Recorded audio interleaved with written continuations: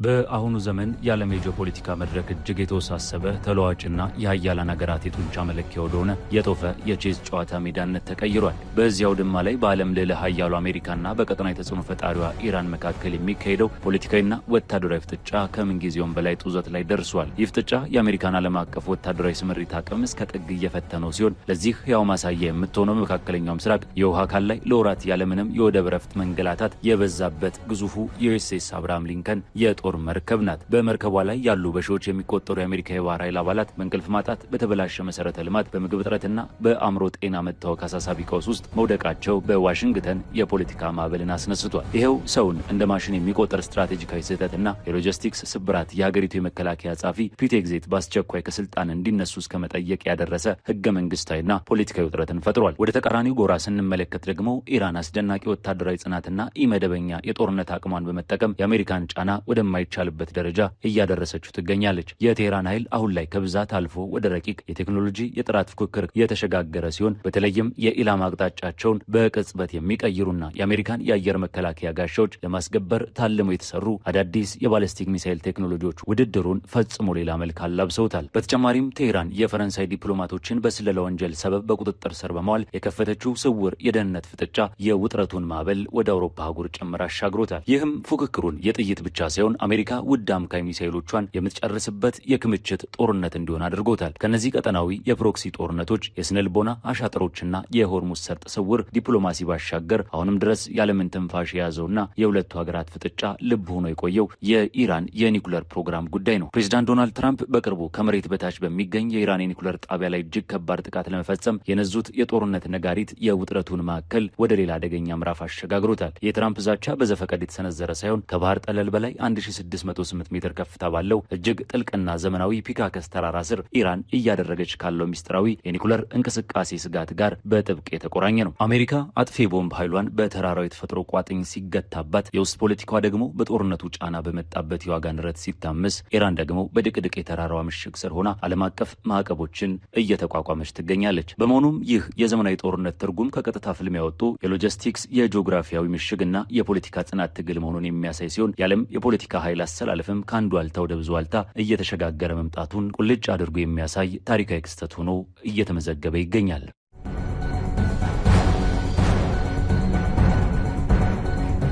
ይህ ቮይስ ኦፍ ኢትዮጵያ ዓለም አቀፍ ትንታኔ ነው። የዓለምን ፖለቲካ በሰፊው የምንዳሰስበት መድረክ። ለቻናላችን አዲስ የሆናችሁ ሰብስክራይብ በማድረግ አብራችሁን ቆዩ።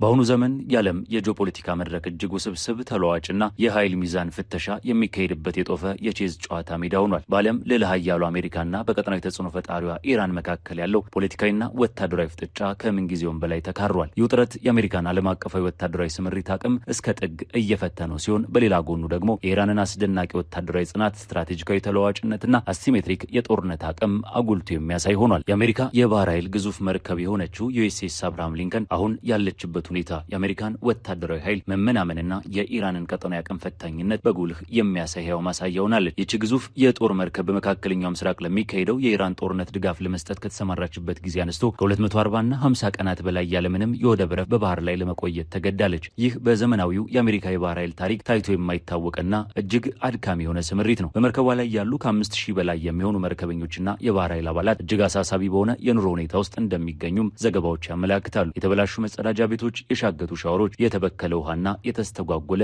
የፖስታ አገልግሎት የመርከቧ የዕለት ተዕለት ገጽታዎች ሆነዋል። ከዚህም በላይ የአቅርቦት እጥረት በመፈጠሩ ምክንያት ወታደሮች ሩዝ፣ ባቄላና ድንች ጥብስን በመቀላቀል የተረፈ ምግብ ለመመገብም ተገደዋል። ከዚህ ሰብአዊ ቀውስ ጀርባ ያለው ሳይንሳዊና ስነልቦናዊ ስብራት ደግሞ ይበልጥ አሳፋሪ ገጽታን ያላብሳል። የባህር ኃይል ድህረ ምረቃ ትምህርት ቤት በቅርቡ ያወጣው ጥናት እንደሚያመላክተው በአብርሃም ሊንከንና መሰል መርከቦች ላይ የሚያገለግሉ ወታደሮች በአማካኝ በቀን ከ6 ሰዓት ተኩል ያነሰ እንቅልፍ ጊዜም አላቸው። የረዥም ጊዜ እንቅልፍ ማጣት በወታደሮች አምራዊ ንቃት ላይ ከባድ መዛባት መፍጠሩን የባህር ኃይሉ የውስጥ ጥናቶች ሳይቀሩ ያረጋገጡት ሀቅ ነው። በአንድ አውሮፕላን ተሸካሚ መርከብ ላይ ማገልገል በተፈጥሯዊ እጅግ አደገኛ ነው። ወታደሮቹ በየዕለቱ የሚንቀሳቀሱት በሚፈነዳ የጀት ነዳጅ ክምችት፣ ከባድ ማሽነሪዎች፣ የኒኩለር ኃይል ማመንጫዎችና በአሰቃቂ ፍጥነት በሚያርፉና በሚነሱ የጦር አውሮፕላኖች መካከል ነው። በእንደዚህ አይነት የሞትና የሽረት ቀጠና ውስጥ በድካም የዛለ አእምሮና የተዳከመ አካል ይዞ ለ9 ወራት ያህል ያለምንም የወደብ ረፍት መስራት አሜሪካ የራሷን ወታደሮች ሕይወት ከጠላት ጥቃት ባልተናነሰ መልኩ አደጋ ላይ እየጣለች መሆኑን ያመላክታል። ይህ የአብርሃም ሊንከን መርከብ ፈተና በዋሽንግተን ዲሲ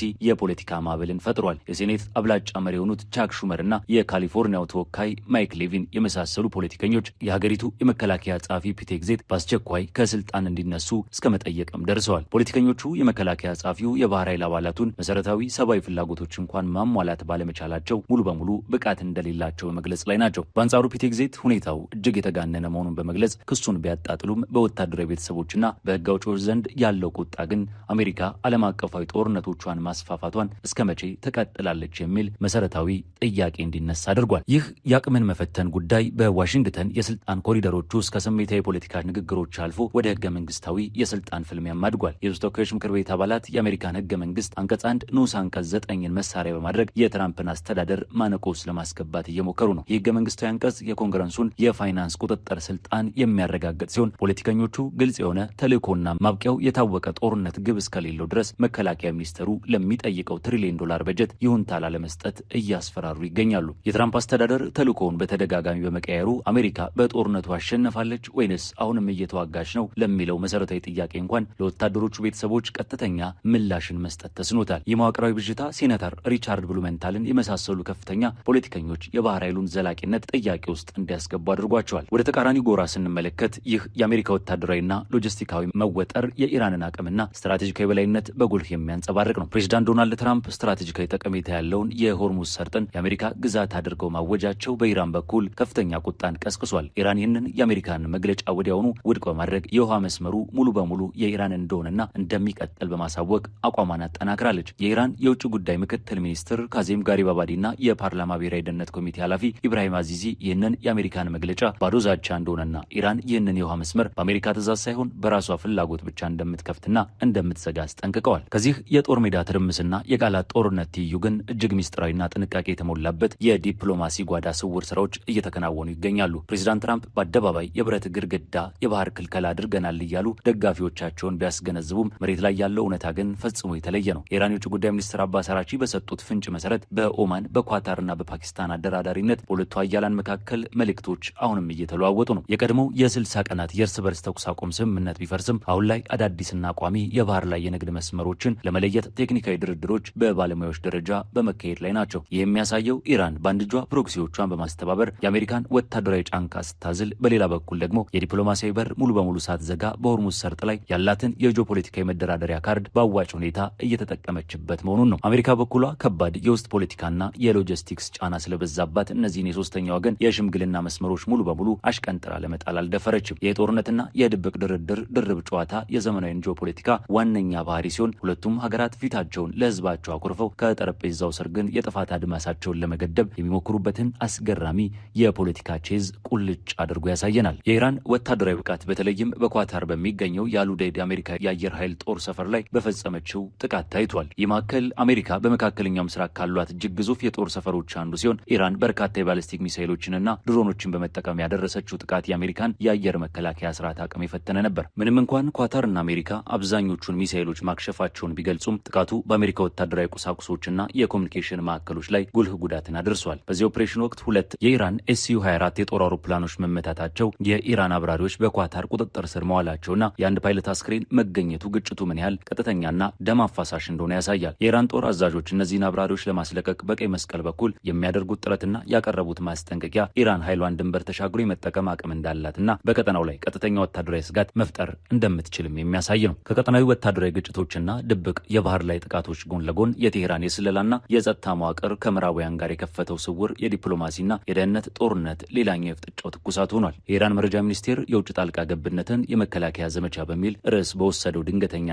አስገራሚ እርምጃ ሁለት የፈረንሳይ ዲፕሎማቶችን በቁጥጥር ስር መዋሉን የውጥረቱን ማዕበል ወደ አውሮፓ አህጉር አሻግሮታል። የኢራን ብሔራዊ የደህንነት ኃይሎች በዲፕሎማቶቹ ላይ ባደረገው ድንገተኛ ፍተሻ የኢራንን ነጻነት አደጋ ላይ የሚጥሉ ህገወጥ የጣልቃ ገብነት መረቦችን የመዘርጋት ዓላማ ያላቸው ሰነዶችን ማግኘታቸውን አስታውቋል። ይባስ ብሎም በተያዙት ማስረጃዎች ላይ በቴሄራን የቀድሞ የፈረንሳይ አምባሳደር ፊርማ ማረፉ ጉዳዩን ከግለሰቦች የስለላ ወንጀል አልፎ በመንግስታት ደረጃ ወደሚደረግ የጂኦፖለቲካዊ ሴራ ድረስ አድርጎታል። ምንም እንኳን ኢራን እነዚህን ዲፕሎማቶች በፖሊስ ታጅበው ወደ ፈረንሳይ ኤምባሲ እንዲመለሱ ብታደርግም ዲፕሎማሲያዊ ከለላን በመጠቀም ለሚደረግ ማንኛውም የስለላና የማተራመስ ድርጊት አጸፋዊ እርምጃ ከመውሰድ ወደ ኋላ እንደማትል ለምዕራቡ ዓለም ጥብቅ ማስጠንቀቂያን አስተላልፋለች። የኢራን ድርጊት በፓሪስ በኩል ከፍተኛ ቁጣን ቀስቅሷል።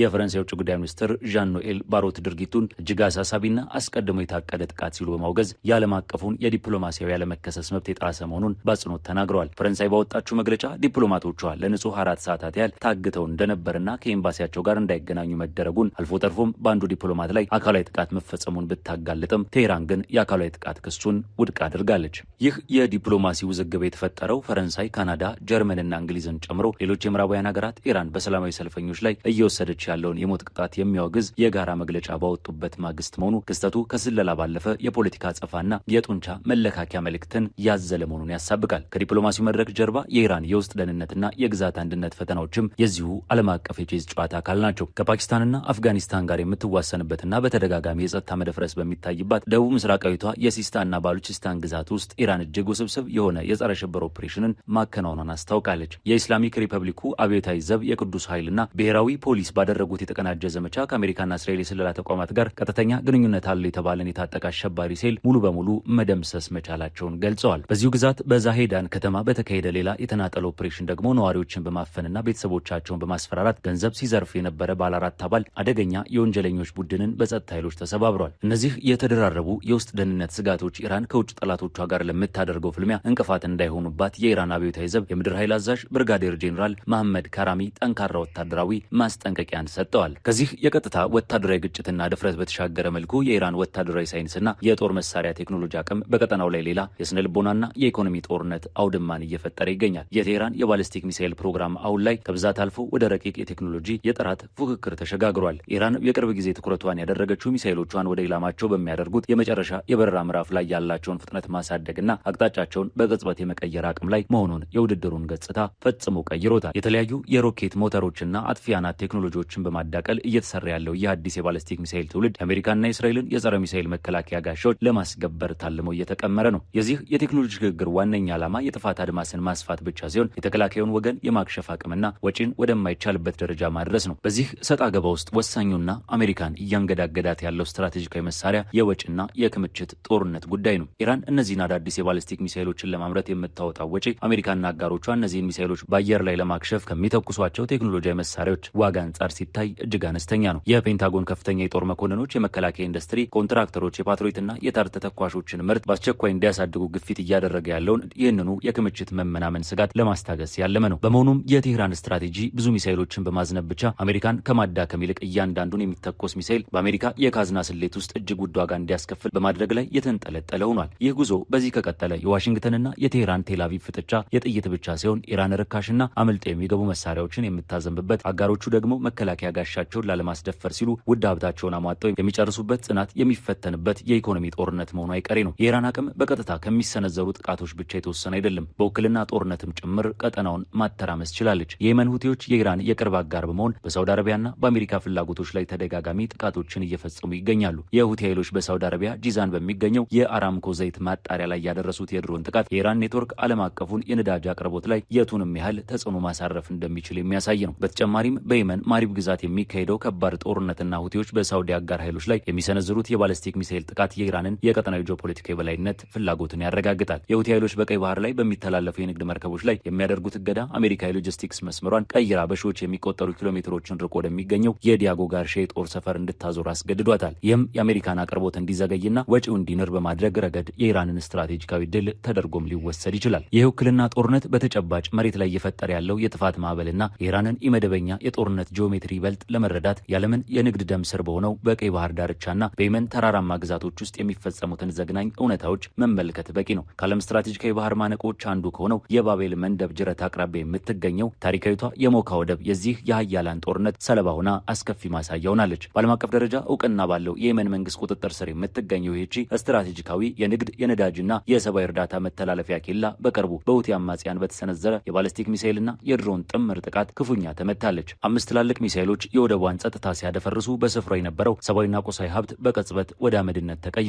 የጥቃቱ አድማስ በወደቧ ላይ በፈጠረው የሎጂስቲክስ ስብራት ብቻ የሚያበቃ አልነበረም። ይልቁንም ንጹሐን ነጋዴዎች የህይወት ዘመን ልፋታቸውን ያፈሰሱባቸው 6 የእንጨት የንግድ መርከቦች ሙሉ በሙሉ ሲወድሙ ለሰሜን የመን ዜጎች የዕለት ጉርስ የጫኑ ሌሎች 2 ግዙፍ የጭነት መርከቦችም በቃጠሉ ተጎድተዋል። በትንሹ የ16 ሚሊዮን ዶላር ኪሳራ የተመዘገበበትና የ3 ንጹሐን የባህር ኃይል አባላትን ህይወት የቀጠፈው ይህ የሞካ ወደብ ጥቃት የሁቲዎች ዓላማ ወታደራዊ ዓላማ ኢላማዎችን ከመምታት ባለፈ የጠላቶቻቸውን የኢኮኖሚ አከርካሪ መስበር መሆኑን ቁልጭ አድርጎ አሳይቷል። ከባህር ዳርቻው የሞካ ወደብ ቃጠሎና የፍርስራሽ ክምር ባሻገር የየመን የውስጥ ክፍል የሆነችውና በህዝብ የተጨናነቀችው ማሪብ ግዛትም የዚሁ የውክልና ጦርነት ሌላኛው የደም መድረክ ሆናለች። በአንድ ወቅት ከጦርነቱ ላመለጡ በመቶ ሺዎች ለሚቆጠሩ ተፈናቃዮች መጠጊያ ሆና የነበረችው ማሪብ ዛሬ ላይ የሁቲዎች የባለስቲክ ሚሳይል መሞከሪያ ሜዳ መስላለች። የሳውዲ አረቢያ ድጋፍ ያለው የየመን መንግስት የሰሜናዊ እዝ ወታደራዊ ማዕከል የሆነችውን ይህችን ከተማ ለማንበርከክ አማጽያኑ ያለ የሌለ ኃይላቸውን እየተጠቀሙ ይገኛሉ።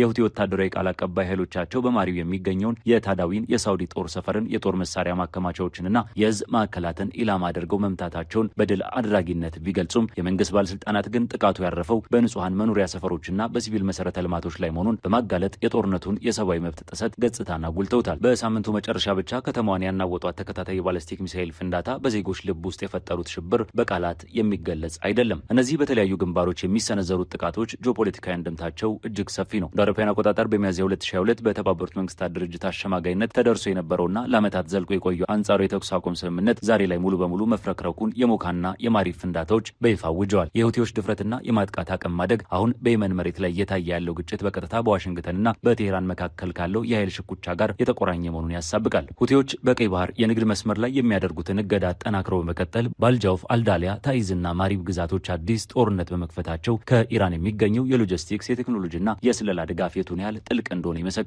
ሳውዲ አረቢያና አጋሮቿን በማሪብ አሸዋማ ተራሮች ላይ በማዳከም የዓለምን የንግድ መስመር ደግሞ በሞካ ወደብ ጢስ በማፈን ኢራን የራሷን ወታደሮች ደም ሳታፈስ የጠላቶቿን ስትራቴጂካዊ ግስጋሴ ገታ መያዝ መቻሏ ዘመናዊ ጦርነት ከመደበኛ የጦር ሜዳ ፊት ለፊት ፍልሚያ ወጥቶ የትርምስ አውታሮችን በብልሃት የማስተዳደር ጥበብ ሆኖ መገኘቱን በግልጽ ያሳያል። ከዚህ ቀጠናዊ የፕሮክሲና ኢኮኖሚ አሻጥሮች ባሻገር የሁለቱ ሀገራት ፍጥጫ ልብ ሆኖ የቆየውና አሁንም ድረስ ያለምን ትንፋሽ የያዘው የኢራን የኒኩለር ፕሮግራም ጉዳይ ነው። ፕሬዚዳንት ዶናልድ ትራምፕ በቅርቡ በቴህራን ላይ ባሰሙት የጦርነት ነጋሪት አሜሪካ ምናልባትም በቅርብ ጊዜ ውስጥ ከመሬት በታች በሚገኝ የኢራን የኒኩለር ጣቢያ ላይ እጅግ ከባድ ጥቃት ትፈጽማለች ማለታቸው የውጥረቱን ማዕከል ወደ ሌላ ምዕራፍ አሸጋግሮታል። የትራምፕ ዛቻ በዘፈቀድ የተሰነዘረ ሳይሆን ከዋና ከተማዋ ቴህራን በስተደቡብ 220 ኪሎ ሜትር ርቀት ላይ በኢስፋሃን ግዛት ናታንዝ ውስጥ ከሚገኘው የኒኩለር ማዕከል አጠገብ በእምብዛም በማይታወቀው ፒካከስ ተራራ ላይ እየተገነባ ካለው አዲስ ጣቢያ ጋር በጥብቅ የተቆራኘ ነው። የዚህ አዲስ የከርሰ ምድር ተቋም ግንባታ ታሪክ የሚጀምረው እንደ አውሮፓውያን አቆጣጠር በሐምሌ 2020 በናታንዝ ይገኝ በነበረው የዘመናዊ የዩራኒየም ማብለያ ማሽን ማምረቻ ላይ ከደረሰውና እስራኤል እጇ እንዳለበት ከሚጠረጠረው ሚስጥራዊ ፍንዳታ በኋላ ነው። ይህንን ክስተት አሻጥር ስትል የጠራችው ኢራን መሳሪያዎቿን ደህንነቱ ወደ ተረጋገጠ የበለጠ ዘመናዊ ትልቅና አጠቃላይ ወደሆነ ተቋም የማዛወር ጽኑ ፍላጎት አድሮባታል። ከባህር ጠለል በላይ 1608 ሜትር ከፍታ ባለው በዚህ ፒካከስ ተራራ ውስጥ የሚገነባው ጣቢያ በርካታ ከመሬት በታች ያሉ ወለሎችን የያዘና እጅግ የተመሸገ ነው። የሳተላይት ምስሎች በተራራው ምስራቃዊ፣ ምዕራባዊና ደቡባዊ ክፍሎች ላይ እየተጠናከሩ ያሉ አዳዲስ የዋሻ መግቢያዎችንና የኮንክሪት መዋቅሮችን እያሳዩ ሲሆን ባለፈው ዓመት ሰኔ ወር ላይ ከእስራኤል ጋር የተደረገው የ12 ቀናት ጦርነትን ተከትሎ ኢራን ስፍራውን ሙሉ በሙሉ በአጥር ከለላ ጥበቃውን አጠናክራለች። በዓለም አቀፉ ማህበረሰብ ዘንድ ከፍተኛ ስጋት የፈጠረው የዚህ ተቋም ጥልቅ መሆን ብቻ ሳይሆን ዓለም አቀፉ የአቶሚክ ኢነርጂ ኤጀንሲ ተቆጣጣሪዎች ወደ ስፍራው እንዳይገቡ መከልከላቸው ነው። የኤጀንሲው ዋና ዳይሬክተር ራፋኤል ግሮሲ ተቆጣጣሪዎችን መግባት አስፈላጊነት አበክረው ቢጠይቁም ቴህራን ግን የኒኩለር ቁሳቁስ ወደ ተቋሙ እስካልገባ ድረስ ፈቃድ መስጠት አስፈላጊ አይደለም በሚል የዲፕሎማሲ ሽፋን ገፊ አድርገዋለች። ምንም እንኳን የኢራን የውጭ ጉዳይ ሚኒስትር በተራራው ላይ ምንም አይነት የኒኩለር እንቅስቃሴ እንደሌለ ቢገልጽም በሳይንስና የዓለም አቀፍ ደህንነት ኢንስቲትዩት ትንተና መሰረት ግን ስፍራው አነስተኛ መጠን ያለው የዩራኒየም ማበልጸጊያ ተቋምንና ከፍተኛ አቅም ያላቸው ዘመናዊ የማብለያ ማሽኖችን የመያዝ አቅም አለው ይላል። ይህ ደግሞ በትንሽ ቦታ ላይ ሌሎች ትልልቅ ጣቢያዎች የሚያከናውኑትን ተግባር ማሳካት ያስችላል እንደማለት ነው። የዓለም አቀፋዊ ውጥረት በአሜሪካ የውስጥ ፖለቲካ ላይ ጥሎት ያለፈው ጥላም ቀላል አይደለም። ፕሬዚዳንት ዶናልድ ትራምፕ እንደ አውሮፓውያን አቆጣጠር ለ2026 የአጋማሽ ዘመን ምርጫ ፓርቲያቸውን ለማዘጋጀት የገንዘብ ካዝናቸውን ከፍተው ሚሊዮኖችን እያፈሰሱ ይገኛሉ። ነገር ግን በኢራን ጦርነት ምክንያት የነዳጅ ዋጋ በከፍተኛ ሁኔታ ማሻቀቡ አሜሪካውያን መራጮችን ክፉኛ አስቆጥቷል። በመራጮች ዘንድ የትራምፕ ድጋፍ ደረጃ ማሽቆልቆል መጀመሩ በሪፐብሊካን ፓርቲ ውስጥ መደናገጥን ፈጥሯል። የጋዝ ዋጋ መጨመር ጦርነቱ ያስከተለው ቀጥተኛ ኢኮኖሚ ኪሳራ ሲሆን ይህ የዋጋ ንረት መራጮች አስተዳደሩን በጥርጣሬ እንዲመለከቱት አድርጓል። በዚህ ላይ የናንሲ ፔሎሲና የዲሞክራት ፓርቲ አባላት እንቅስቃሴ ሲታከልበት የትራምፕ የፖለቲካ ፈተና እጥፍ ይሆናል ተብሏል። ፔሎሲ የተወካዮች ምክር ቤት የህዝብ ቤት መሆኑን በማውሳት ዲሞክራቶች በህዳር ወር በሚካሄደው ምርጫ ከፍተኛ ድልን ለመቀዳጀትና የህዝብን ውክልና ለማረጋገጥ እንደሚሰሩ አጽንኦት ሰጥተዋል። ይህ ውስጥ የፖለቲካ ፉክክር የትራምፕ አስተዳደር በውጭ ካለው የኢራን ጦርነት ጎን ለጎን በውስጥም የፖለቲካ ህልውናውን ለማቆየት እጅግ ፈታኝ የሆኑ ግንባሮች ላይ እንዲፋለም አስገድዶታል። መራጮች በአንድ በኩል ጦርነቱ በወታደሮች ላይ እያደረሰ ያለውን ሰብአዊ ቀውስ ሲመለከቱ፣ በሌላ በኩል ደግሞ የኢኮኖሚ ጫና ሲሰማቸው የሪፐብሊካን ፓርቲ የሁለቱንም ምክር ቤቶች የበላይነት ጠብቆ ለማቆየት የሚያደርገውን ጉዞ እጅግ አዳጋች ሆኗል። ከዚህም ባሻገር የፕሬዚዳንት ትራምፕ የግል ደህንነት ራሱ በኢራን ስጋት ስር መውደቁ ሌላ አስገራሚ ክስተት ነው። ትራምፕ በቱርክ ያደረጉት የኔቶ ስብሰባ አጠናቀው ወደ አሜሪካ ሲመለሱ በኢራን ሊሰነዘር ይችላል በተባለው ጥቃት ምክንያት መደበኛውን ኤርፎርስ ዋን ግዙፍ አውሮፕላን ትተው በማታለል በማታለል ስልት ወደ አነስተኛ ወታደራዊ አውሮፕላን በድብቅ ለመዛወር ተገደው ነበር። አሜሪካ የገጠማት የዲፕሎማሲና የደህንነት ፈተና በዚሁ ያበቃም። ፕሬዚዳንት ትራምፕ በፒካከስ ተራራ ላይ ጥቃት ለመፈጸም ቢዝቱም ይህ ከከርሰ ምድር በታች የተገነባ የኮንክሪት ቋጥኝ ወታደራዊ በሆነ መንገድ የማውደሙ ዕድል በራሱ የቴክኖሎጂና የተፈጥሮ ገደቦች አሉት። ከዚህ ቀደም አሜሪካ የአፈርን የድንጋይንና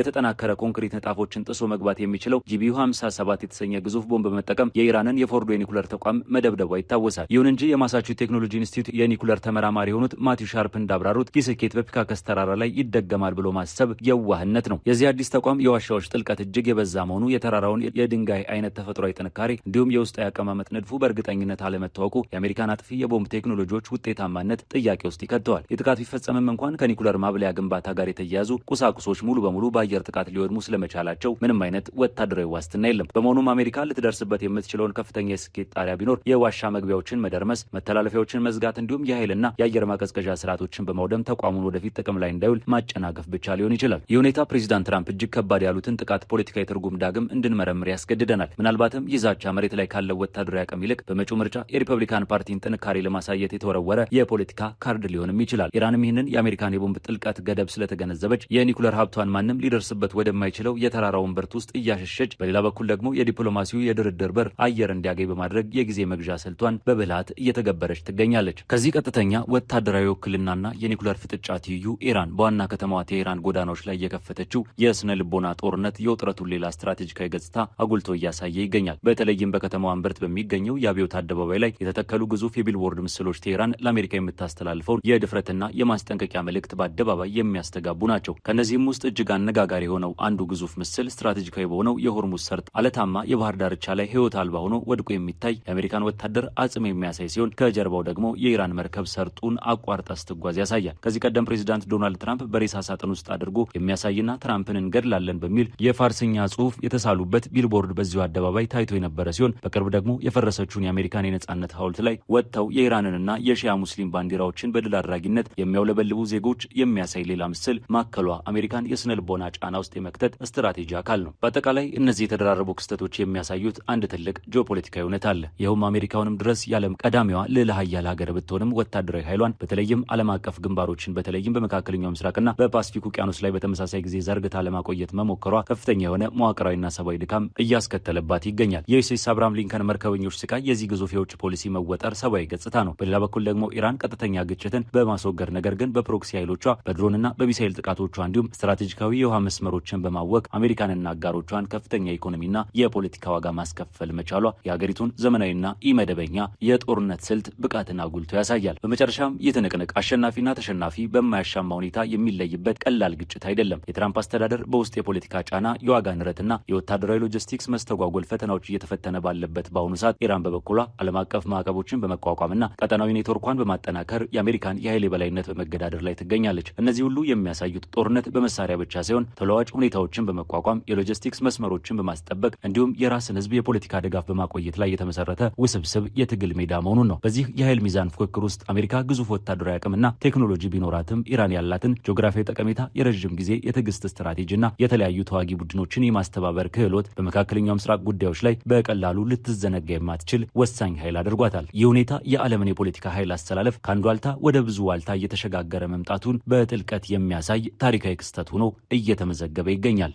የዛሬው ዓለም አቀፍ ትንታኔያችን በዚሁ ተቋጨ። ስለተከታተላችሁን እያመሰገንን ለቻናላችን አዲስ የሆናችሁ ሰብስክራይብ በማድረግ ቤተሰብ እንድትሆኑ እንጋብዛለን። ከሰዓታት በኋላ በሌላ ዓለም አቀፍ ጉዳይ እስከምንገናኝ ሰናይ ጊዜ